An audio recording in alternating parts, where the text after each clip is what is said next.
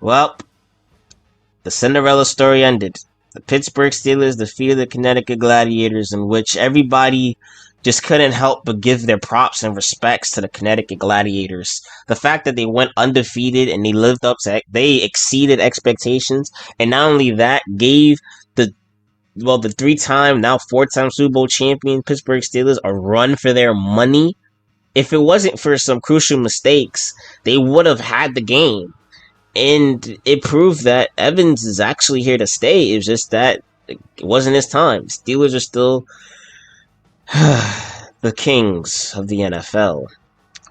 So sit back, relax, grab your munchies, grab your snacks, and happy New Year's Eve, in which we'll be doing the off-season, in which we lost the Super Bowl. Yeah. Everything but win. Everything but win. We dominated the Eagles. We dominated the Cowboys. We beat the Patriots. But then the fact that we held our own, it was the mistakes, man. Well, favorite time though. This nigga Evans better be. He better be a higher overall than what he originally is. He's a 51 overall. I shit you not. Doing my boy dirty. We keeping shade. We keeping shade. I hope you niggas know that. We keeping shade. We keeping shade. We ain't gonna let go of shade, man. Where's shade? We need Isaac Bruce, Teddy Bruschi, Lorenzo Neal. Dude, he's one of the youngest coaches in the league. Mike Tomlin. There you go. I'm about to say, if you don't bring your ass back, you running it back with you, coach. You're the coach of this team. You ain't gonna sit here and act like you didn't do what you did for this team. You balled out. Lee Lindsey was our defensive coordinator. No. You can tell by their record.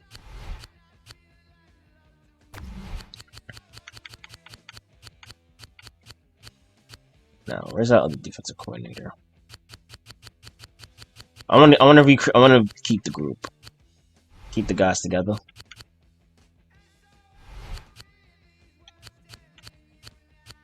Or maybe do we up the defense? I don't know, man. We did good, but it'll be Ryan though. Nah, Ron Rivera. Nah, Ron Rivera. Hold up. Ron Rivera, I'll take him. I'll take Ron Rivera. I'll take him. I don't mind. And if I'm being completely honest with you, I can't believe I'm even considering doing this. But he wasn't a good head coach, but he was a good offensive play caller. You know, I, of course, had the privilege of seeing him coach my Patriots. Or we could go with Kyle Shanahan.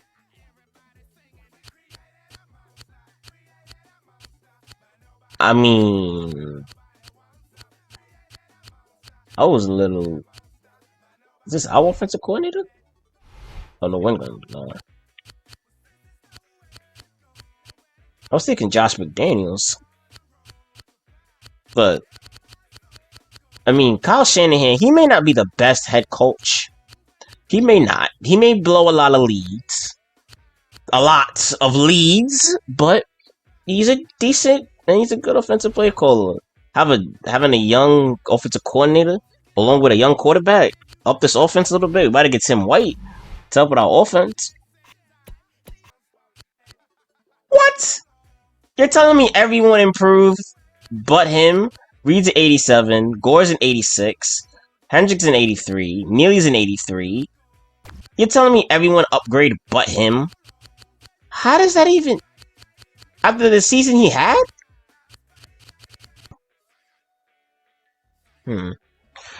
So, now with the offseason officially beginning, they re-signed their head coach and Shade, and now they got a new offensive coordinator, Kyle Shanahan, which is a young offensive mastermind that people feel like shouldn't be slept on. Of course, the Gladiators have no one that retired, of course. But, you know, in terms of retirements around the NFL, let's see. T.O. called it a career. Brian Dawkins called it a career. Rondé Barber, Kurt Warner, figured. Mike Vrabel, Jason Taylor, Arnold Driver, excuse me. Ray Lewis retired. Jeff Ulbrich retired as a Super Bowl champion. Collins retired, and damn, the Titans gonna need a whole new quarterback. But now we get down to the re-signings, in which of course they're gonna give most of their players their money, especially guys like Brennenberger to keep the squad together.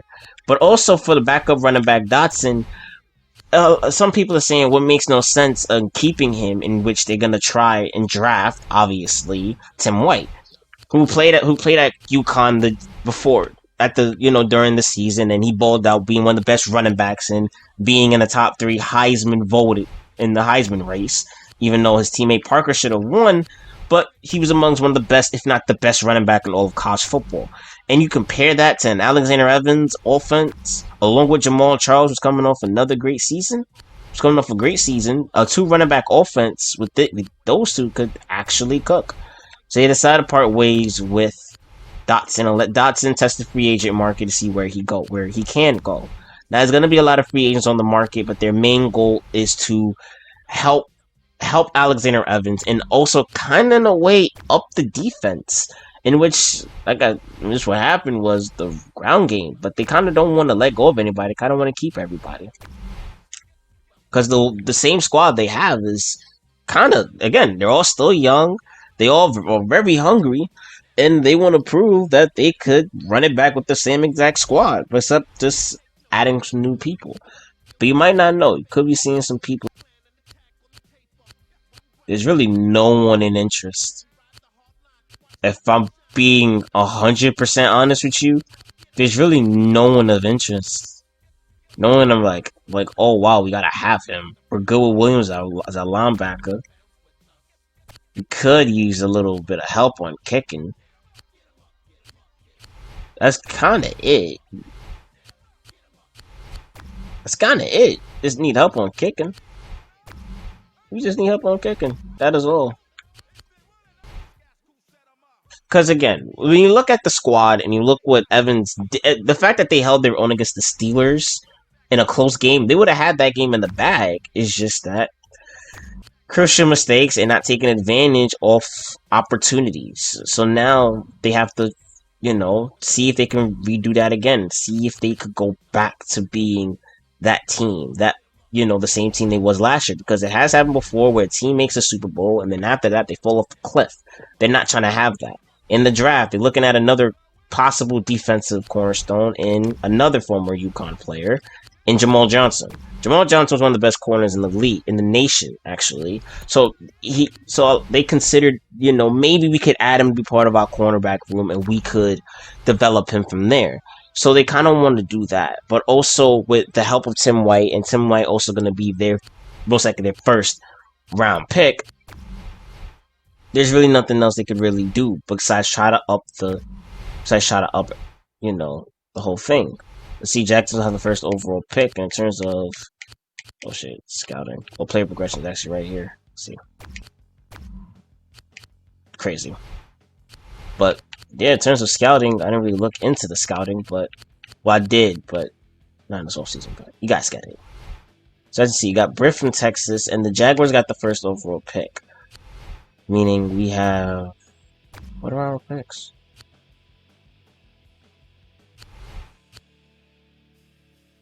Oh, Devin Hester. Right. We traded Devin Hester. We traded for Devin Hester. We don't have a first round. The Bears do. The Bears have a pick, right? No, we don't. No, they don't. Okay. So, with that being said, they picked who they was looking forward to, and the person they've been recruiting for a good minute. Tim White. Projected to be a 4th rounder, but they see him being more than that. They see him potentially being a possible cornerstone in this entire team. But also think about it. Evans and Tim never really played together. When Tim transferred, he had a redshirt a year, and he had to watch from the sidelines as Alexander Evans put together another national championship season. Now, this is the first time that the two can actually be in the same backfield, and now they're going to show what they could have been in college. But yet again, after Evans' first year, he realized that, all right, even though he came up short, he realized the potential that this squad has, and he realized that maybe, everything is not going to be bad. The fact they're saying quarterback is actually insane. They know his potential. They know his ceiling. They know that he could potentially take over this entire league. But it's the fact that they have to focus on his mistakes. The mistakes in that Super Bowl ended up coming back to haunt them.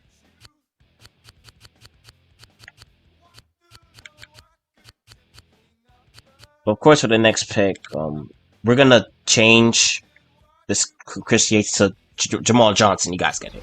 So they say Jamal Johnson.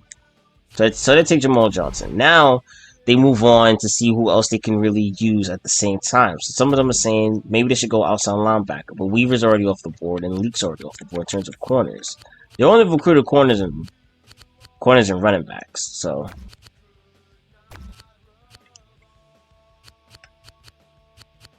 saying that, all right, maybe they could go into the draft and see if they could pick up a rookie wide receiver, but they also thought about it. They're like, James got one more year left. Why don't we just wait for James to get out of college and then see what happens? And I'm going to say this right here and now. The first 3 episodes of season 4 is already done. All I do is edit them and put them out. And let me tell you, James is a beast. Y'all gonna see. So he decided to go with the Marcus Pierce, if I saw linebacker, why not? So in a way, kind of in the draft, they're like, what else can we really get? What else can we really get? They got their quarterback, they got their guy. They just want to, in a way, up the defense a little bit, but still keep the same people from last season. Other than that, what's really available for them? You already exceeded expectations, and now people are thinking that maybe they could potentially be another Super Bowl. They could possibly be the best team out of the NFC for years to come off this one season if they build up this momentum. Now, given being they have their remaining picks, they were like, all right, maybe we should trade. They already were trying to think into the future. They're like, all right, you know what? Let's trade. Let's see what we can get. What's a team that they think is going to be bad so that way they can mess around and swoop in and take their pick. Because obviously they want to. If James is one of the top prospects, they're going to want him off the board. Forgetting I forgot I can't do future picks. I just have to compare some like the rest.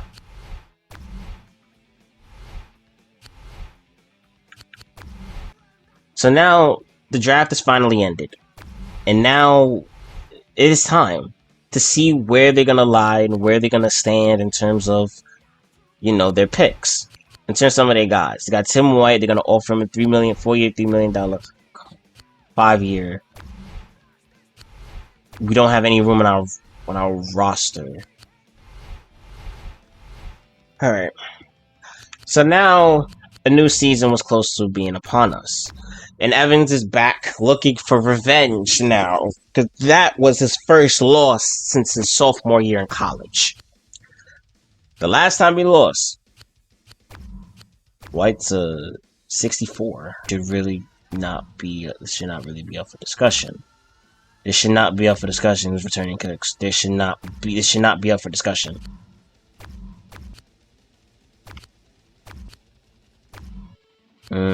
Running back, alright, Jamal Charles. Alright, now that the team is officially set, Evans is back to his starting role, and people are actually optimistic, and they actually saw the hype. Now they see the hype now with Alexander Evans. Now this is where we come to a close. See, now this is where we end the season and end the off-season video. Midnight tonight will be season 4 of UConn. But to end off with this note from season 1, a recap. To start off, Alexander Evans was projected to be arguably a bust or someone who wasn't really going to get adjusted in the NFL, at least not quickly if he was ever to get adjusted. People expected the team to go and at least they're going to win a couple games, but they didn't know that this team went undefeated, ended up going to the Super Bowl, and falling one game short from immortality and an upset. preventing a 4-peat from happening that ended up happening. Now the Gladiators in season 2 are gonna want revenge, and Evans is more experienced and he's learned from his mistakes and he's willing to improve and get better. Now, next time you guys will see the Connecticut Gladiators will be when we're starting a new season, of course, simulating the preseason, all that good stuff, and then going to the first game of the season. So now we take our talents back to UConn, in which we'll be doing the college point of view of what happens in their respective season. If you guys know me, subscribe, notification. If you guys know, hope you guys enjoyed this off-season video. Happy New Year's. See you guys at midnight for UConn. I'm out. Peace.